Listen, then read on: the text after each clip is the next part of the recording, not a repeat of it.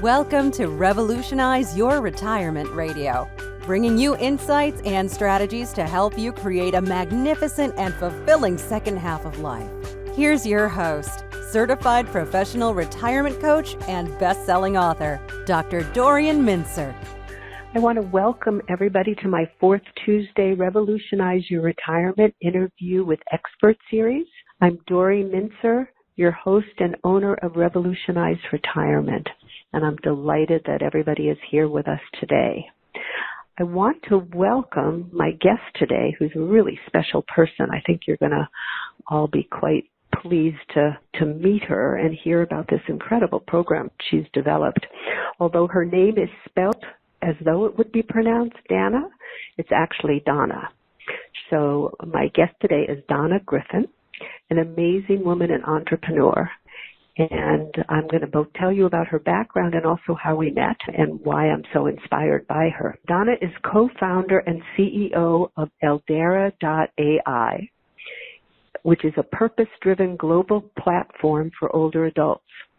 She's on a mission to tap into the time and wisdom of 1 billion elders around the world as a new national resource for the next generation.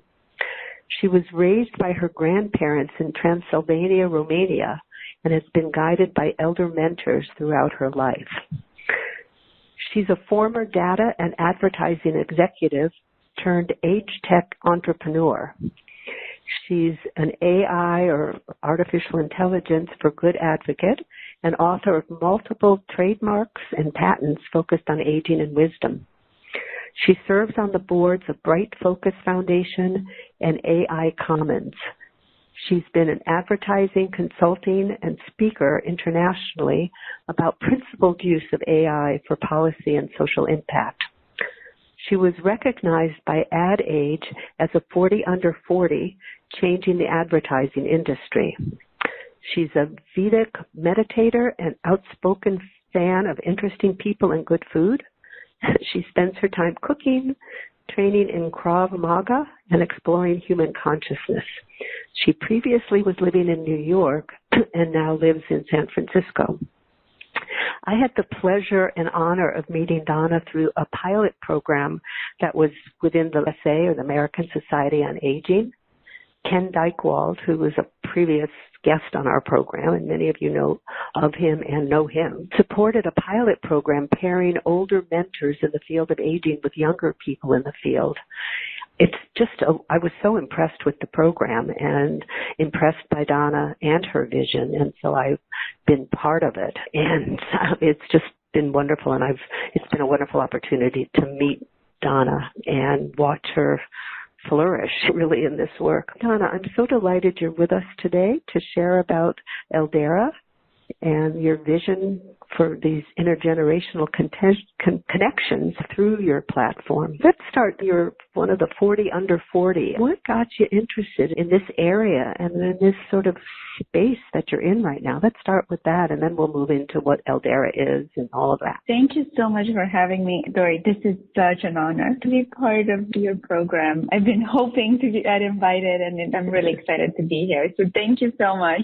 It means so much to me. Just for the audience, I wanted to say that meeting Dori has been incredibly special to me. In the pilot that she mentioned, I decided to sneak myself in as part of the pilot so I could learn how it works, and our algorithm put me together with Dori, and I couldn't be happier. So thank you so much for all of your mentorship and friendship over the past year now. Thank you. I have to say it was so wonderful because I initially was matched with somebody who never ended up coming through for it, and so then I got matched with Donna, and it's just been a joy. So the pilot program's over, but we still connect each week, so it's wonderful. I look forward to our Thursday morning. I always have a list of what wins to share with Dori. So it's been just an incredible path. Okay, so about going back to your question, what got me involved in this field? I had quite a non-traditional path into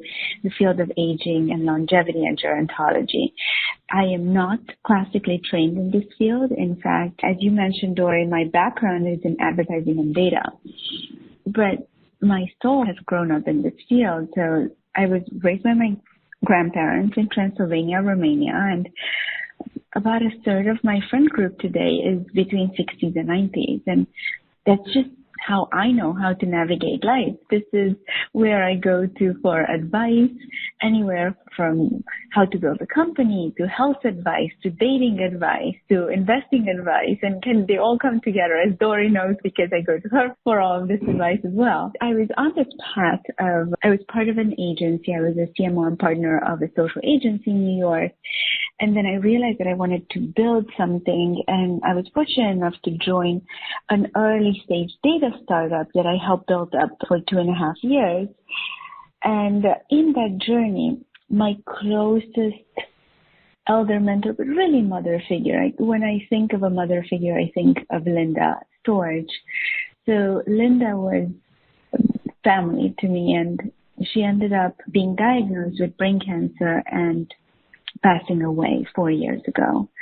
And when that happened, frankly, it threw me for a complete loop. I didn't know where my life should go after this, and her loss was such a big moment in my life where I felt that I needed to do something more in the world, and I wanted to do something that also lifted up her legacy and allowed perhaps other people like me and like her to connect. Linda and I had a very special connection because every piece of advice that she's given me, whether I listened to it or not, because I didn't always listen, but it always led to some crazy adventure and fun that we would then giggle about together.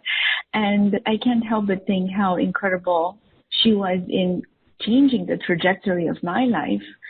And I want to believe that I may have done a little bit of that for her as well.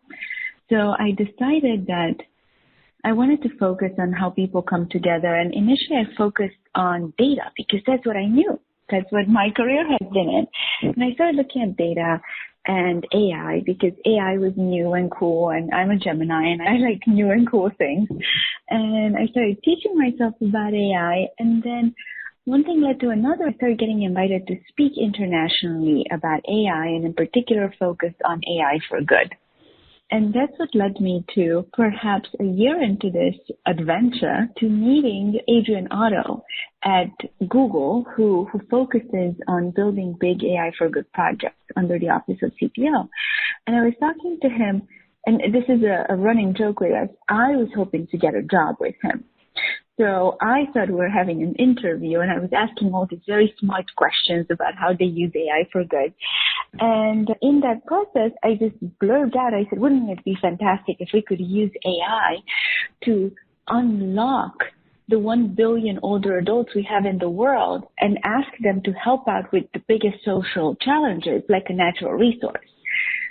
And I remember to this day, he looked at me and he's like, you have to do this. And I was like, no, I'm just ripping. And he's like, Dana, you have to do this. I will help you. We'll talk next week. And he hung up on me.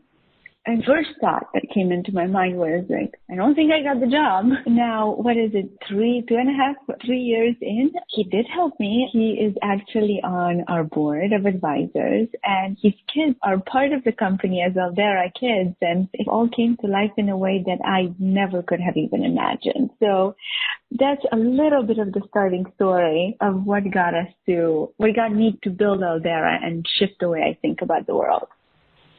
It's a wonderful backstory, both the importance of your relationship, I think, with Linda and her legacy, but also this whole notion of using artificial intelligence for good. But what is Eldera? Because I would imagine a lot of people on the call really, unless they've had a chance to look at your website, they really might not know what you're talking about. So it might be really helpful to describe what it is? Yes, absolutely. So Eldera stands for bringing forth the era of the elders. And as Dori mentioned before, our vision is to unlock the time and wisdom, the social capital of older adults as a new natural resource for all generations to thrive. Those of you who have been part of this community, you're well aware that intergenerational connections drive outside mental health and social and cognitive benefits for both older adults, but also the young people participating in the program. So in fact, I'll go straight to the seminal research on intergenerational interventions that was run by Dean Linda Fried, who's now the Dean of Columbia University Public School of Health. But she ran this research in the 90s when she was at Johns Hopkins, connecting adults as volunteers with kids in schools, in third grade in particular, for weekly and really daily conversations. And what the results of that research showed that an 8+ week intergenerational intervention halted and areas in the brain that were associated with dementia. And she was able to show this through cognitive tests, but also fMRI. Not to mention that the kids in third grade, their reading levels went up considerably above the standard during this intervention. In a way, I was very much inspired by her work. She was the first one to really start looking into this idea of the third life, the retirement being turned into a social capital. So with that in mind, we built Eldera, and the first iteration of Eldera is to connect vetted older adults with kids from around the world for weekly virtual storytime activities and conversations. We believe that it's really the most important thing that we can do initially to help kids from around the world who are, frankly, the generation that struggles the most with mental health today. And we believe that these intergenerational connections help the kids. We've shown that it helps kids form the social emotional resilience and confidence. And at the same time, it helps older adults with their cognitive well-being, isolation, and loneliness. So really, I see Eldera as the new form of something that our civilization was built on. We grew up in a time where older adults took care of kids while middle generation, the parents, went out to work and hunt and gather. And we've lost that connection in the past century. And I can't help but believe that losing that intergenerational connection is at the root of a lot of the social problems that we're facing today.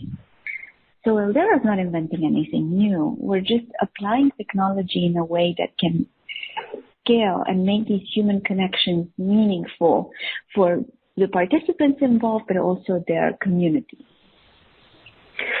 It's such a wonderful vision, and it ties into a question that Ben from Oregon is asking. Can you explain, does AI actually, do you use AI to help in matching the mentors and mentees? Or you mentioned about older people being vetted. What's the process that's involved, and who are the kind of kids that have been part of it, at least so far? Great question. Thank you for asking that. Okay, so let's talk a little bit about AI. I'll just start with a note that AI is really at its infancy. So internally with my co-founder, who's a machine learning engineer, we refer to it as IA, intelligent algorithm, because there's no true artificial intelligence yet. Some argue we're going to get there, some that we don't.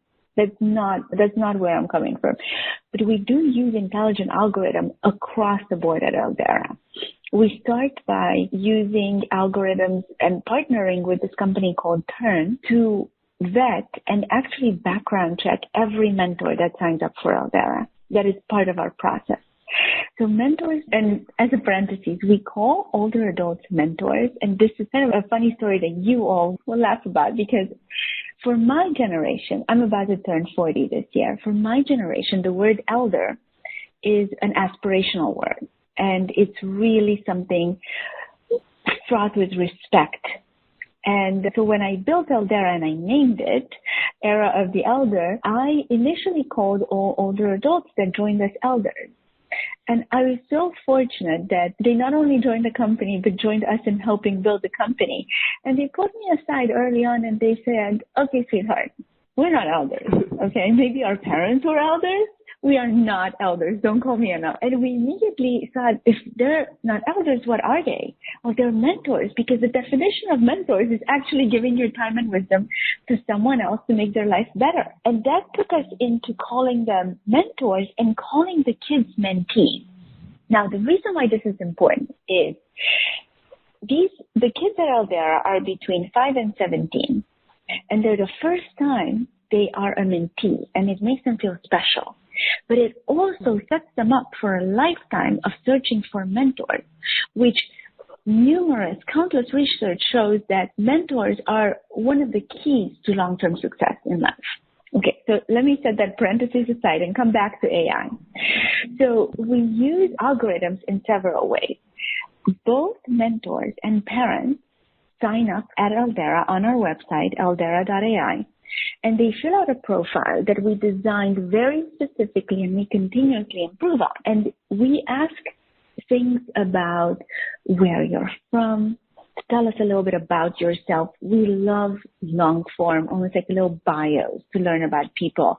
We ask people what their superpower is. And there's a combination of questions that when we look at it all together, we dissect it right now in about 200 different variants. And half of them are what people write about themselves, and the other half is how they write it. How they write it tells us so much more about their personality. And so we take those variants together and we use that to find the best pairing of mentor and mentee. Now, going one step deeper, how do we define the best pairing?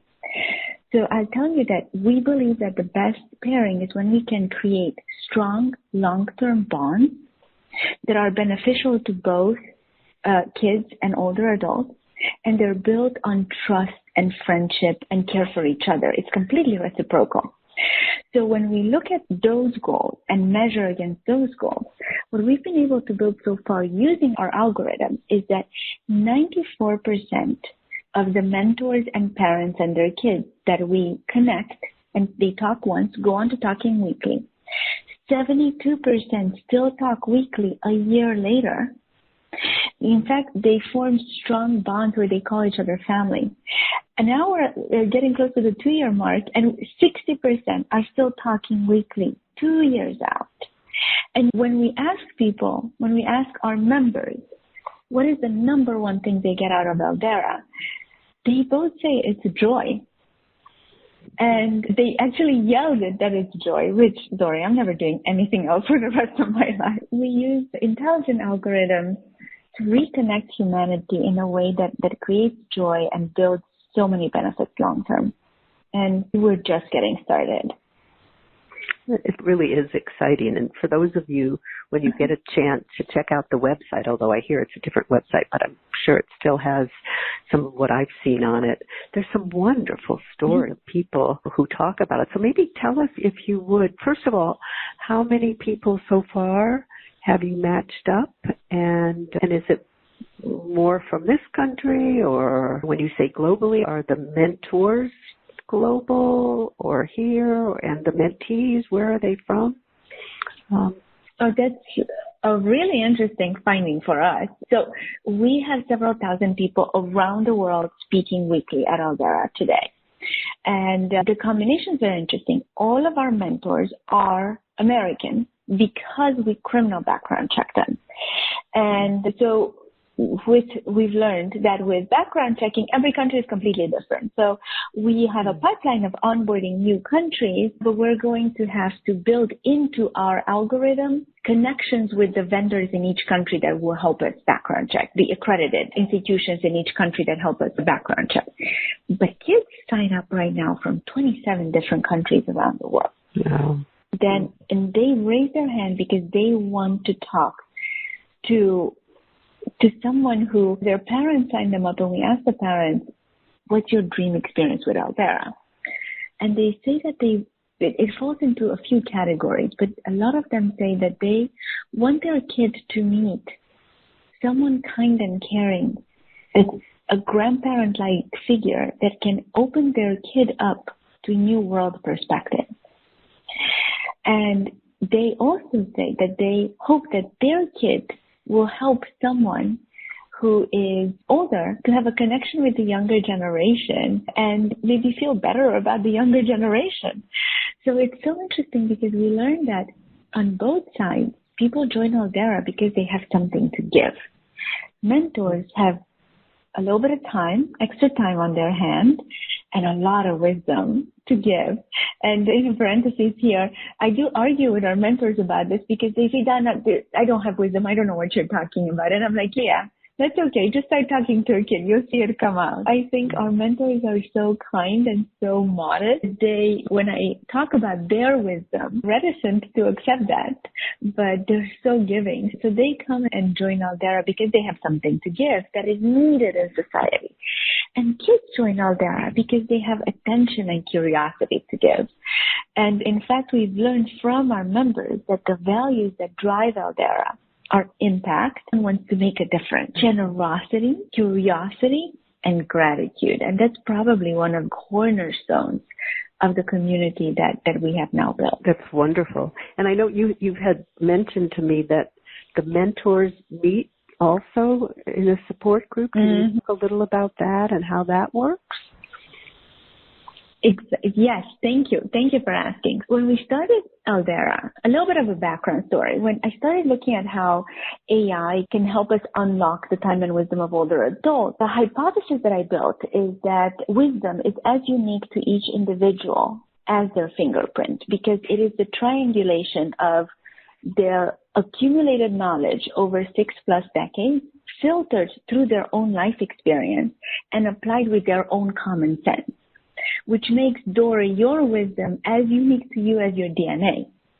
So then we were thinking, okay, perhaps what we can do is use technology to recognize wisdom in every older adult so that we can help them put it to good use in society. And we were in this very theoretical realm that was super fun, and we're nerding out about it. We were looking at codifying wisdom like we sequenced the genome.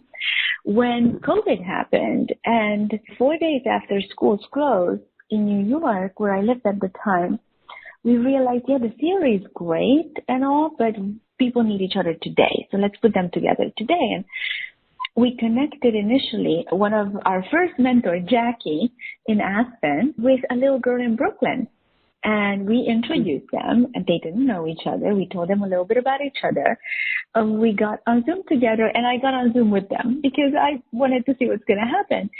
And what happened was very interesting because they connected. They had a great old time. Jackie told amazing stories. The little girl decided she's going to also tell a story back to Jackie because it's just fair. And then they decided to speak the following week. And they did. And I was shocked. I did not expect that. And from that moment, almost everything we've built at Eldera came from our community. So what my co-founder and I do, Julia and I do, is we just listen to our mentors and our parents, and we watch to see what works best for them. We ask them questions, and then that's what we build.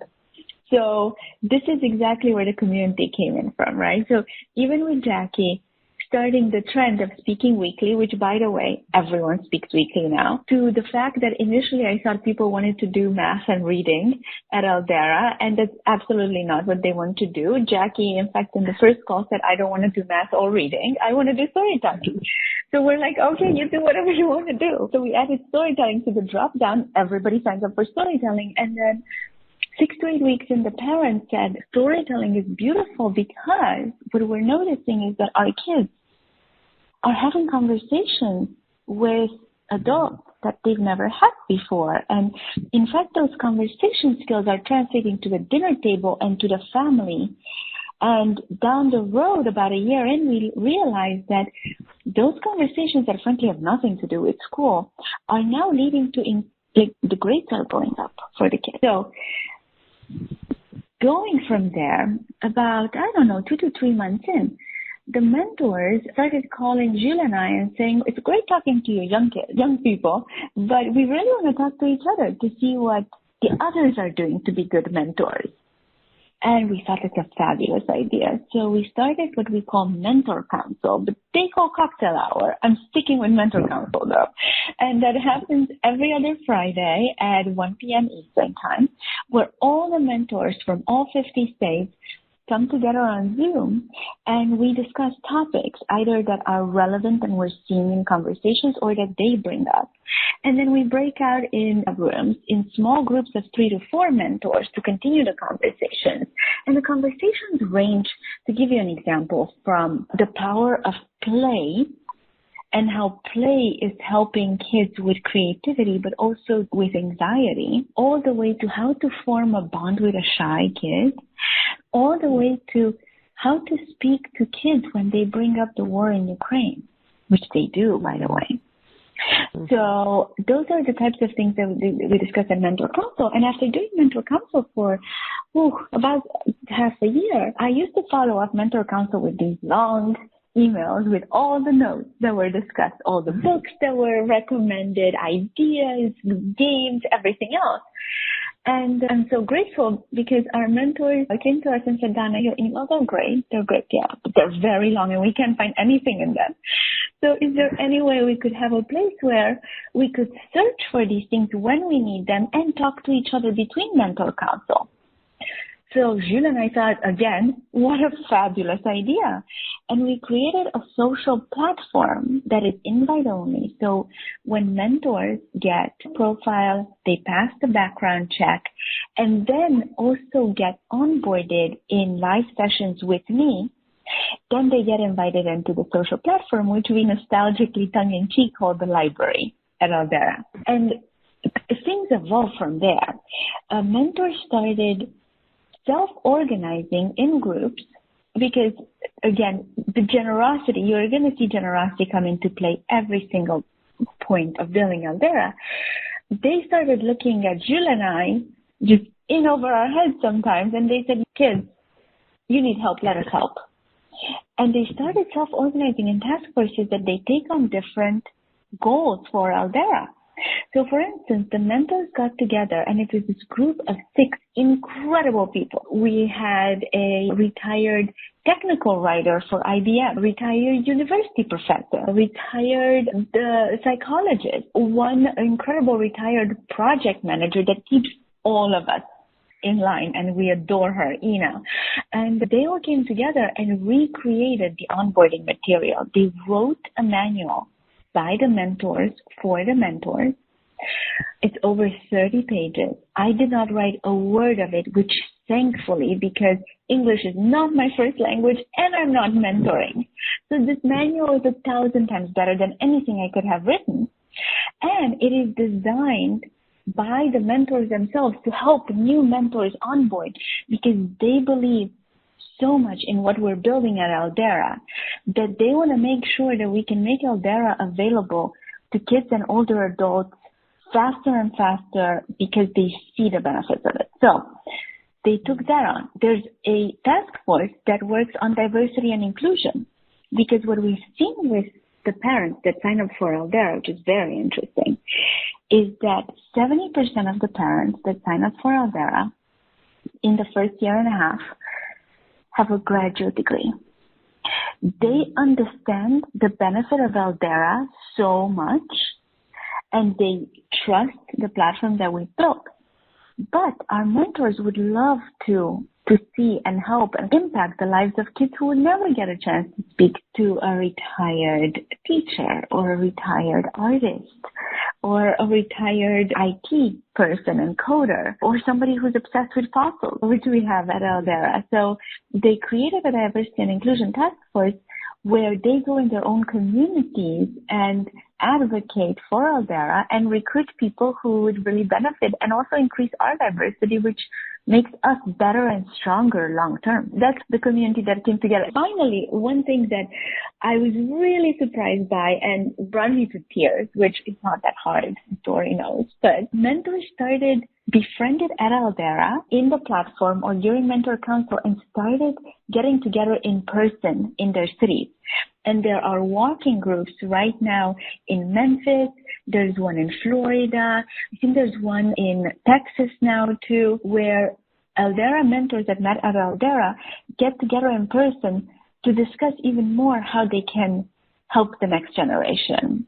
So I'm just besides myself when I hear these stories. It's so wonderful and exciting and inspiring because if you think about it, it is, as you say, using the social capital of adults, but it's giving people an identity of being a mentor. It's giving community. And it's what I see, I mean, it's spurred by talking briefly to somebody the other day who had said he was going to sign up for today, who's really interested like in the village model or in retirement places or whatever. It's such a wonderful way of giving people an opportunity to connect, use own perspective, and be a mentor, like sharing, as you say, a grandparent. And it's true, there are different organizations provide this. Part of what's wonderful is the virtual nature of it. People can be matched up all over. There's a question that Deb asked, and I think you responded a little, but you responded more about mentors getting together. But she said when you sign up or ask, she's from Honolulu. She says when you sign up as a participant, look at the location of the adult and child as a variable, so there's opportunity in the future for them to meet face-to-face. Okay, so this is very interesting. Thank you for asking that question. This brings me to one of our obsessions.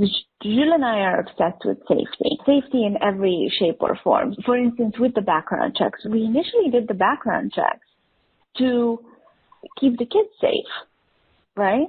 And now we realize we have a community of older adults who are all background checked. And they're all safe together, and now they started hanging out together, and I'm so grateful for that. But the next thing that we implemented from a safety perspective is we never match two people in the same geographic area, because initially we didn't want them to try to meet, especially because of COVID, frankly. We started this in COVID. And what we realized is, this feature actually turned out to be a huge benefit. So if you are in Honolulu, you might be matched up with... You're breaking up a tiny bit, so I don't know where you're positioning your phone. I'm sorry. But that's okay. Just back up a little bit. We're saying you want to match people in the same geographic area for safety. Yeah. Exactly. We do not match people in the same geographical area. And what we thought was just a feature turned into a benefit. Because what we realized is that when we match people that have come from completely different geographic areas, they form even stronger bonds because they're so curious about each other. And in fact, that went even further. We realized that differences build the strongest bonds. And this is when, your grandparents used to tell you differences attract each other. But my generation doesn't see it that way. My generation grew up with social platforms that puts us together in bubbles of similarity. You're supposed to be like the other people around you, and you're supposed to conform. And kids in particular are really focused on that, to look like the TikTok stars and do the TikTok dances. And I have no idea because I'm not on TikTok, but you know where I'm going with this. So what we realized is that the more different they are, the more they bonded. So we have this mentor in Birmingham, Alabama, and she's wonderful, Madge, and we connected her with a mentee in Japan. And neither of them have been to each other's countries, but they have the most fabulous time. They compare their childhoods, which could not be more different. They are so excited about learning about each other. They compare recipes and exchange recipes. We now Madge learned how to make Japanese food, which is so cute. Like Madge is, I believe, 76, and she's learning a completely new cuisine right now from her mentee. But what we learned is that when we put people together that are very different, it gives them the permission to be unique, show off their uniqueness, feel good about it, and be curious about the other person. And all of those things are incredibly healthy for both of their mental health. It's wonderful to hear. And I do remember you had a story, too, though, of the work of meeting each other in person from different places. Yes. Yeah. Absolutely. So thank you for mentioning that. So while we painstakingly set up people to not be in the same geographic area, we now love it when this happened about 10 times in the past 2 years. Parents packed up the kids and traveled to the mentors to meet, because now the mentors became so part of the family. And in fact, I shared with Dory this video that one of the mentees put together. So Now, the mentee and his family were, I believe, in North Carolina and the mentor in California. And they went to California, the entire family. They stayed with the mentor and his family. The mentee and his parents are from Korean origin, South Korean origin, and the dad, I think, is a postdoc in the U.S.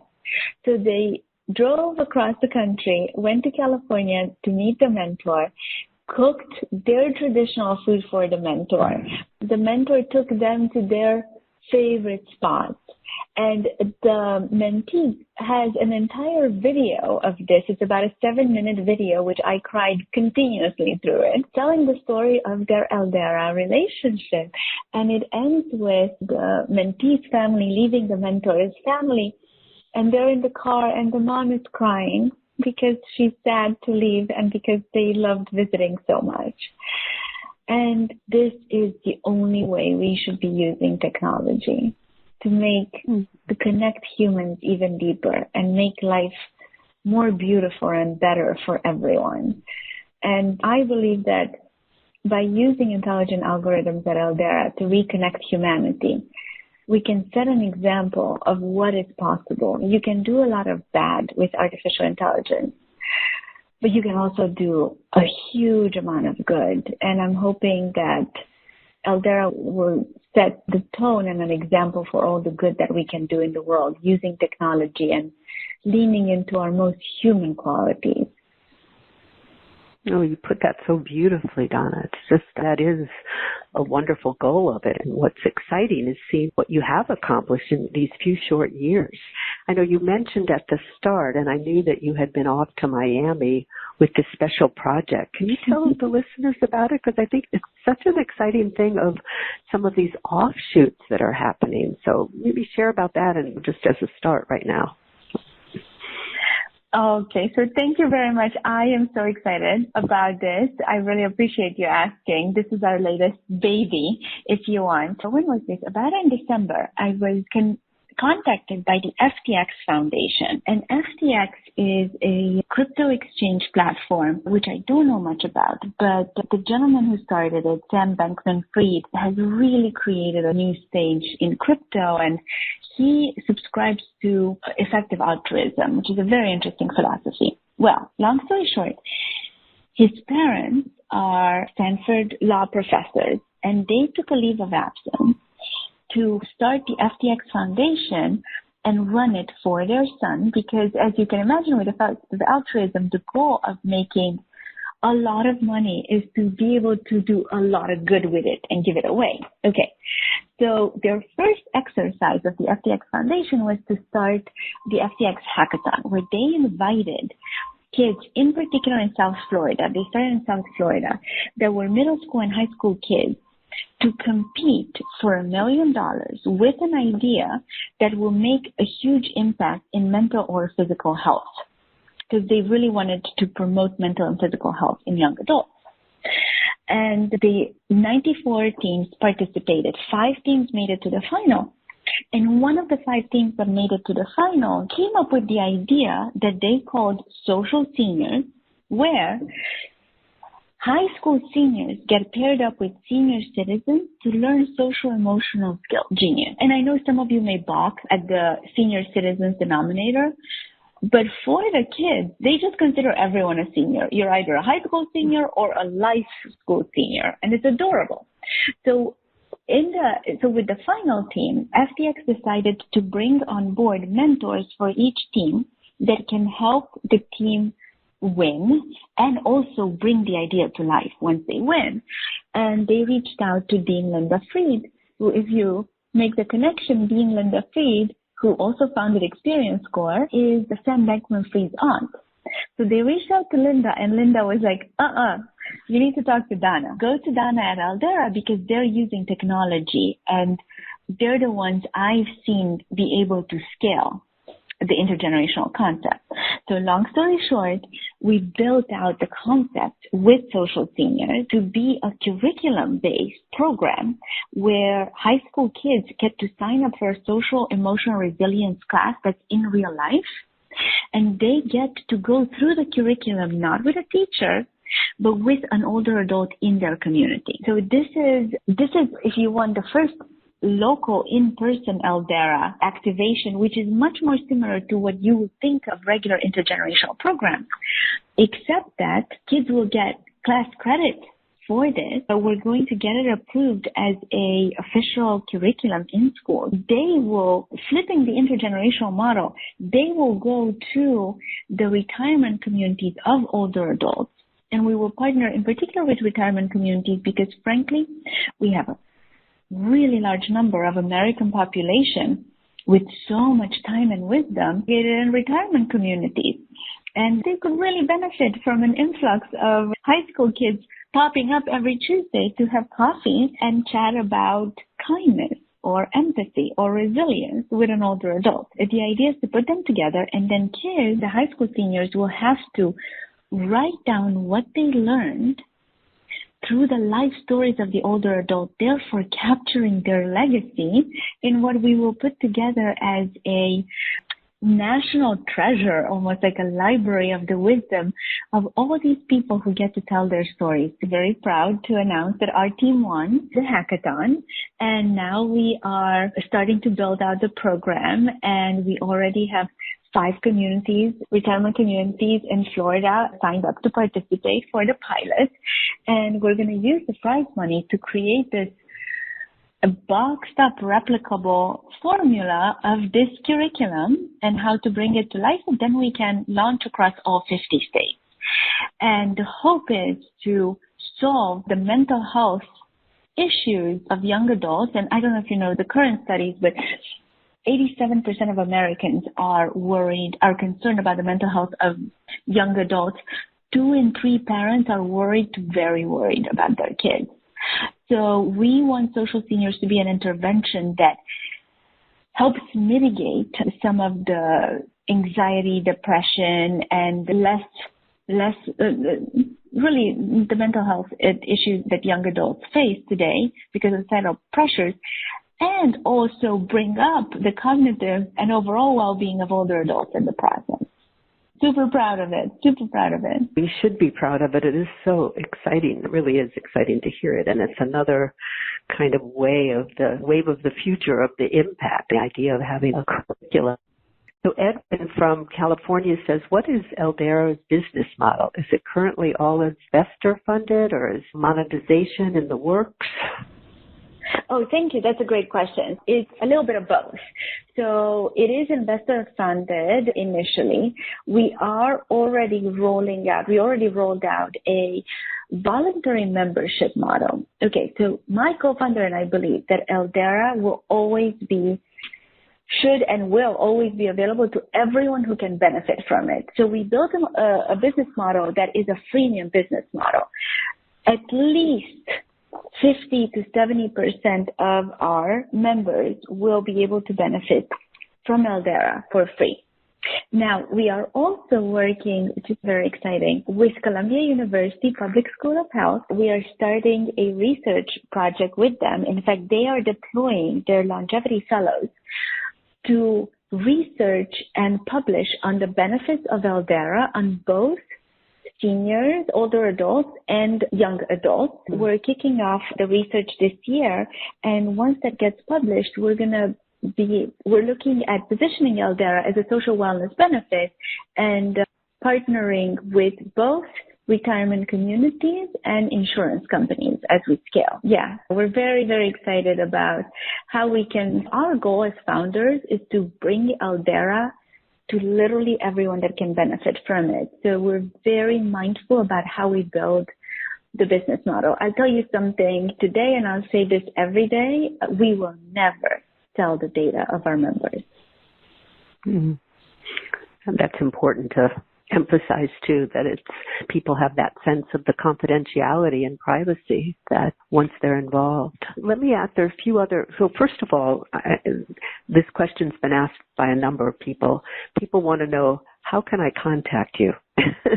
So why don't you tell people how they can learn the website and how to contact you? And then we'll come back to that again at the end because I have some other questions and comments. But why don't you mention that now in case some people have to get off a little early? Fabulous. So first of all, thank you for asking. I look forward to hearing from each and every one of you, and please reference this conversation when you reach out. So our website is www.eldera, E-L-D-E-R-A, for the era of the elder.ai. My email is Dana, D-A-N-A, at Eldera.ai, and you can always find me on LinkedIn too, which is probably my favorite and the only platform that I use. So feel free to connect with me there as well. And thank you for asking. Great. And Ben asked, and I think you may have been from Oregon, I think you've somewhat said, but he wants to just know how scalable is your program?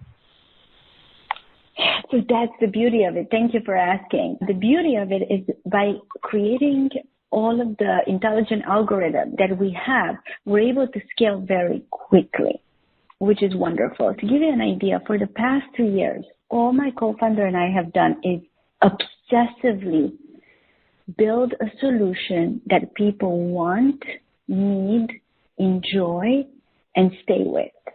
And the result of that is that now people are building it with us.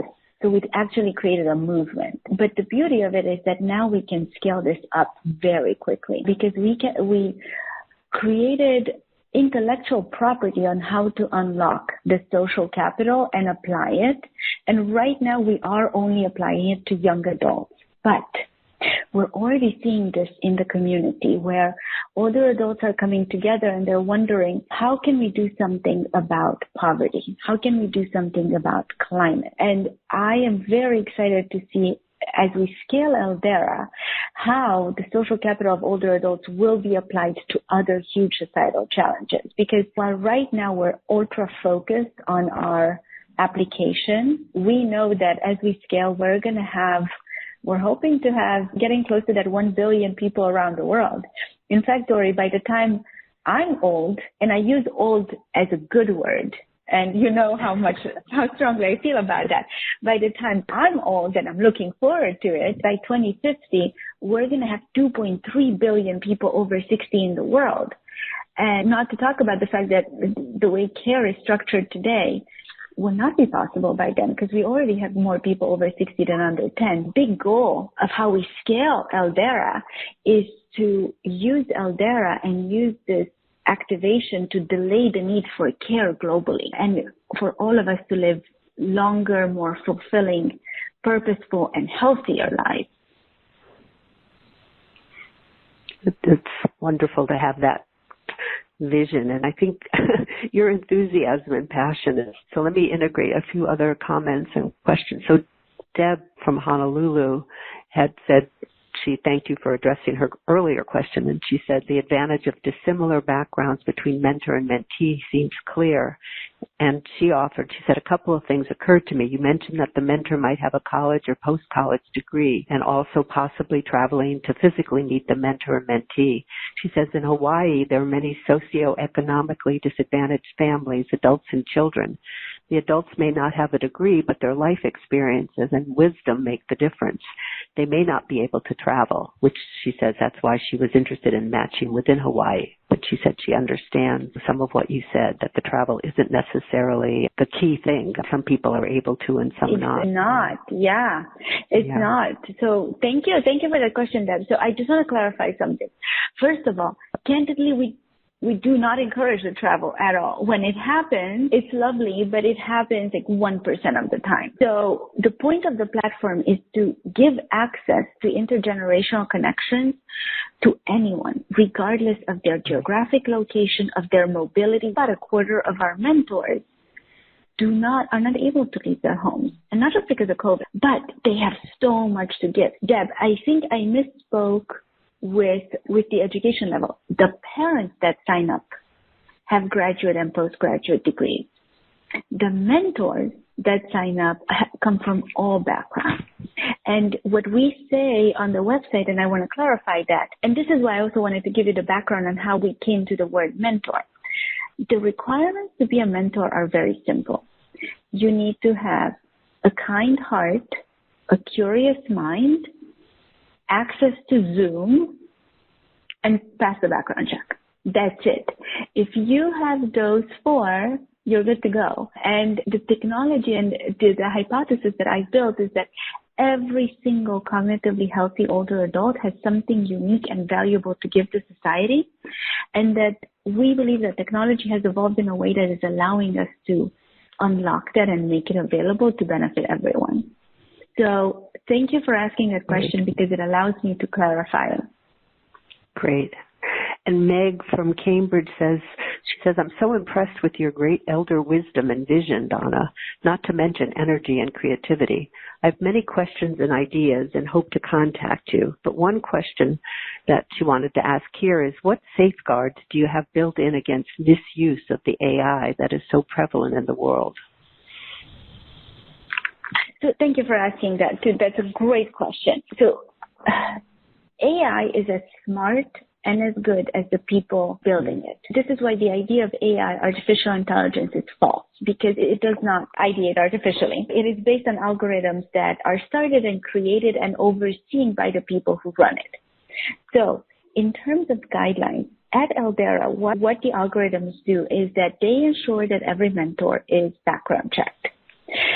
They ensure, after their background check, the algorithms help us create the pairings that lead to the highest benefit to both people, as translated in the strength and length and depth of their relationship. And then we are now in the process of building algorithms that can analyze and keep an eye on the actual conversations happening. Because one of the safeguards that we've already built is that we record and archive every single conversation at Eldera, so that we have always access to pull it up.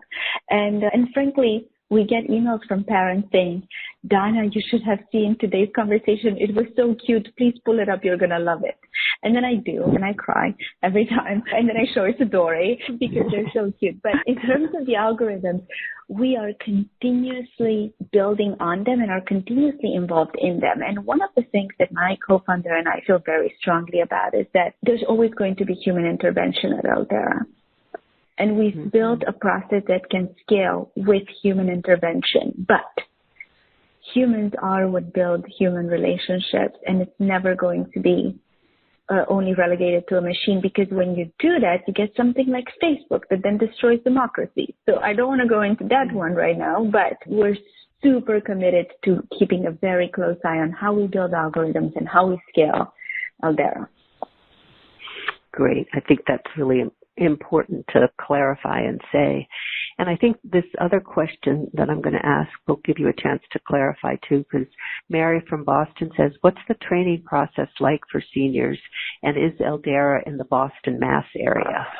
And so this gives you an opportunity, I think, to talk about kind of how you onboard people, I guess, the training process and what's involved. And you've mentioned a little in terms of the mentors themselves having their own manifest. I don't know what to call it, a manifesto or something, or the direction. The manual, yeah. Manual, that's it, that's the word, manual. And that it's global, which is wonderful. It's not just like Boston or Rhode Island or whatever. So I think this question gives you a chance to amplify on both the training process as well as the location that's involved. The location. Thank you. Thank you. To answer the location in the Eldera way, are we in Boston? Yes, because we do have mentors, and I believe a couple mentees in Boston too. But Eldera is completely virtual right now. So while mentors can meet over Eldera and then go for walks in person, which is lovely. And also going back to that, we actually have several mentors in Hawaii too. So we are in all 50 states, and therefore we are in Boston too. But we do not have physical locations anywhere. In fact, we do not have an office.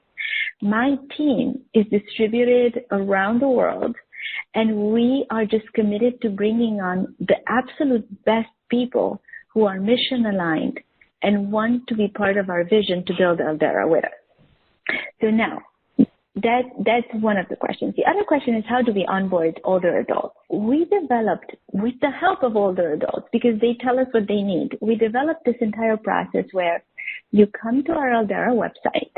you click on I'm a Mentor. You're welcome to watch the stories and videos there. And then please fill out your profile. And once you fill out your profile, which shouldn't take you more than maximum 8 to 10 minutes, but we love hearing as much about you as possible because the more we know, the better job we can do. So once you fill out the profile, you immediately get invited to pass the complimentary background check. And it's very easy. You get a link. You click on it, it takes you about 2 minutes, and then the link takes you to our certified partner. So we never get your information. That's very much on purpose. All we get in our backend system is a thumbs up or thumbs down for rules that I have set up. So let me give you an example. If you have a ton of parking tickets and speeding tickets, I don't care. You can still mentor at Eldera. But if you have a criminal record, you cannot mentor at Eldera. So that's how it works. So from there, you will get invited to sign up for an orientation session with your cohort.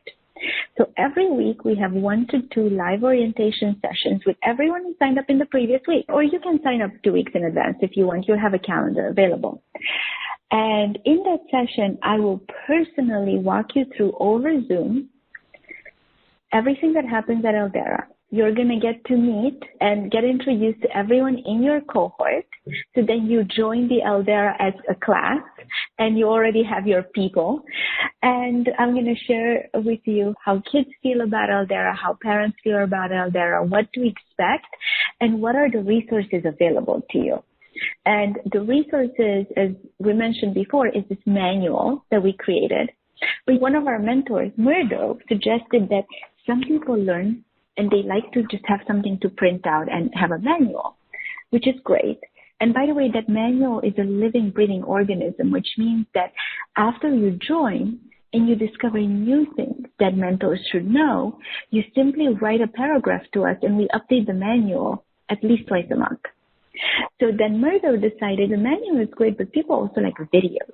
So he started recording video guides on how to do different things at Eldera, which is incredible. And we absolutely love that. And then finally, the goal of the orientation session is to remind older adults how much kids need them and value them and benefit from their wisdom, and to show them that now they are part of a community of like-minded people who all come to Eldera with one purpose, which is to make the life of the next generation a little bit better. So orientation is super fun. Once you go to orientation, in 2 to 3 weeks, then once you go to orientation, you immediately get invited into the library, which is only for you, that invite. And then you also get invited to Mentor Council.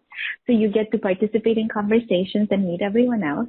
And 2 to 3 weeks after orientation, you get paired up with a parent and their kid for your first conversation.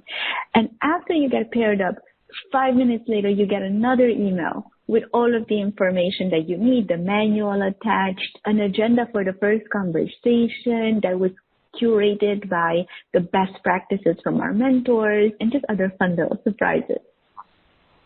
That's great. And it ties in. So Paul from Maryland asked, can somebody talk to another mentor as a reference about the program even before starting the whole process? So before starting the whole process, that's an interesting question. Not before you sign up for your profile. We need some commitment from you before we open up the community to you. But after you sign up, the mentors actually designed this new pilot that we're piloting now. It's called a mentor buddy. So when you sign up, you get to ask for a buddy. And right now we're really distinguishing between, do we want to pair you up with a mentor who is like you, or with a mentor who has been paired with a kid that is similar to your kid, so you can help each other. So we're piloting that process, but we have mentor buddies.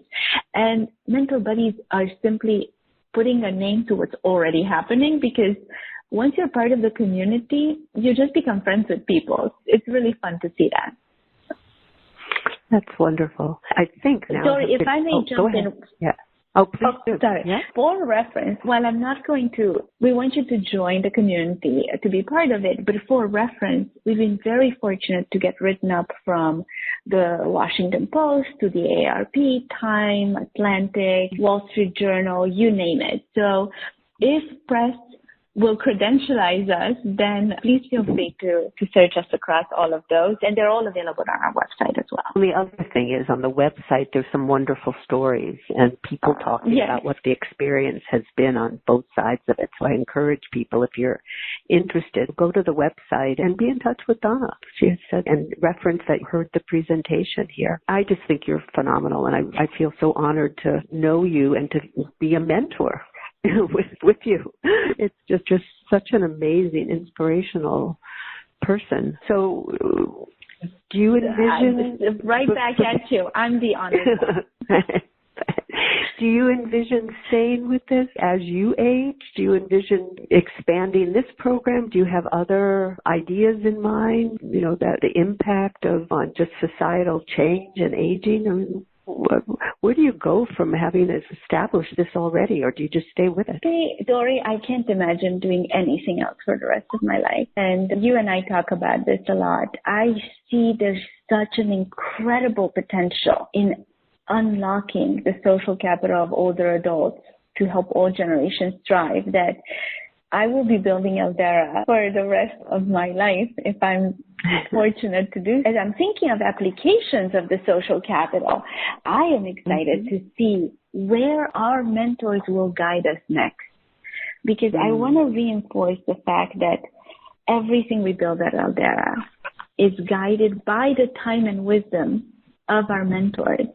So I can already see that mentors will generously give their time and wisdom and contribute in ways we have never even seen in the world. And I want to build the platform and the tools and the resources for them to easily do so, leave even more of a legacy, and hopefully really become part of solving these big issues that we're facing today in the world. That's wonderful. And one last question before you, any other takeaways, of which I think you've given so many wonderful ones so far. But Annie from Massachusetts just said, can you just mention a little about how it's funded? Who have kind of reached out with some sponsorships and funding and all? Sure. So thank you for asking. So first, I want to clarify that Eldera is a for-profit. We're building out as a public benefit corporation. And the reason for that is because we want to scale globally in ways that really allows us to do so. In terms of funding, I mentioned this is all I want to do for the rest of my life, and I put my money where my mouth is in saying, but I've self-funded the company for the first over a year.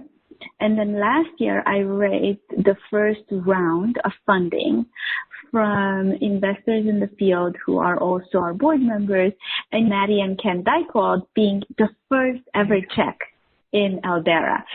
I am so incredibly grateful to them. They believed in me, and they believed in what we're building, and they wrote the first check of funding in our first round, and I'm never going to forget that. I couldn't be more grateful. So they led the first round, and then I'm sure many of you, Chip Conley, and I met Chip very early in this idea when I was just thinking about how can we use AI to unlock wisdom. And he became an investor in Eldera. And then some of our Eldera mentors invested in the first Friends and Family round, in addition to Randall Mays of the Mays Foundation. So it's a small group of really incredible people who have not only invested in us, but have literally held Jules and my hand and taught us how to build this company. So now we are embarking on raising a larger round because we are scaling the company in parallel with the Columbia research so that we're ready. We're ready for the big growth post-research. But yeah, we've been very fortunate to get just incredible investors, and we will continue to really only bring in investors who are aligned with our mission, our vision, and want to build Eldera with us for the long term. We are not selling Eldera. Great. So Annie, why don't you mention again so people know how to reach you and the website, and then we'll pull it together with just a final kind of takeaway you'd like the listeners to have before we say goodbye for now. Great. So please reach out to us at www.Eldera.ai or email me at dana@Eldera.ai.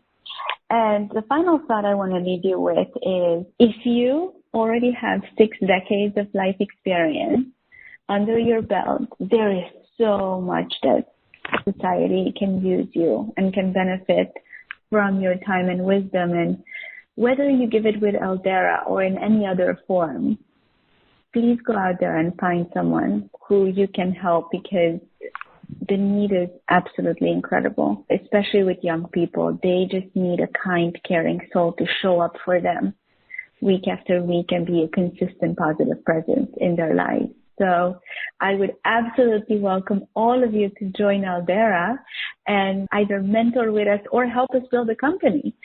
But either way, please be sure to share some of what you've accumulated through your lifetime with somebody who just wants to listen. Thank you.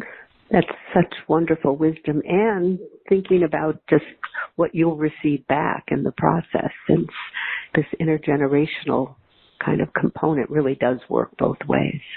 So important. Very much. Donna, very much. Yeah. Thank you so much for taking the time to be with us today and sharing your infectious enthusiasm and passion and it's a wonderful program. As I said, I'm just so impressed with it. So thank you, and everybody stay well and safe. And thanks again for being here today. You've been listening to Revolutionize Your Retirement Radio with Dr. Dorian Mintzer. To learn more about the resources mentioned on today's show, listen to past episodes, or download our free retirement transition guide, visit revolutionizeyourretirementradio.com.